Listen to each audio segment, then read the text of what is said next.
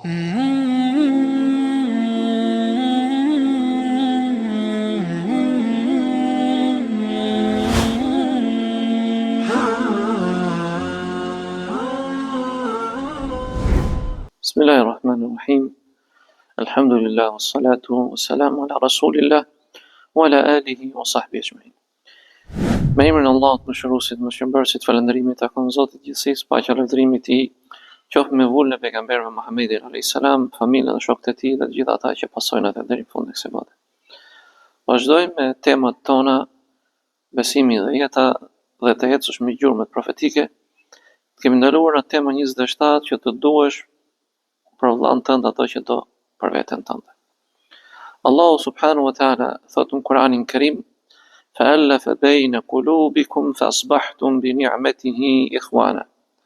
Allah është ai i cili i bashkoi, i zbuti zemrat tuaja dhe kështu u bët vëllezër për hir të Allahut me njëri tjetrin. Pra deshi Zoti subhanahu wa ta'ala ju besimtar që mbas përçarjes së idhujtarisë dhe ignorancës ju bashkoi zemrat tuaja pas ju bët musliman, dhe kjo është një mirësi e Allahut azza wa jall, duke u shpallur Zoti juve vëllezër.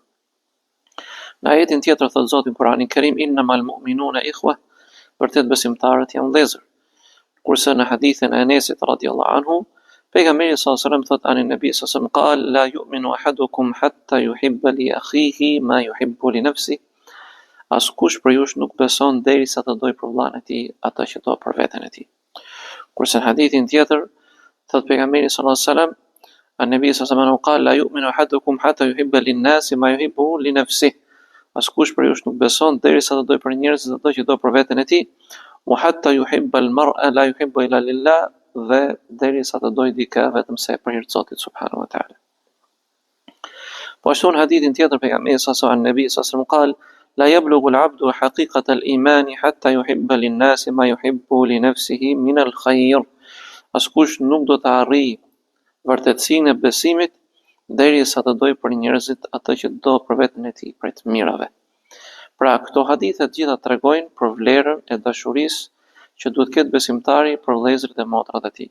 Ashtu siç do për veten e tij të gjitha të mirat, duhet doj për vëllezërit e motrat e tij të gjitha të mirat, dhe kjo është shumë e rëndësishme për çdo besimtar dhe besimtare e cila apo i cili i thot vetes mu'min, besimtar i vërtet tek Allahu subhanahu wa ta'ala, nuk duhet buroj nga zemra e tij vetëm se dëshira e mirë për të gjithë vëllezërit e motrat besimtarë dhe besimtare.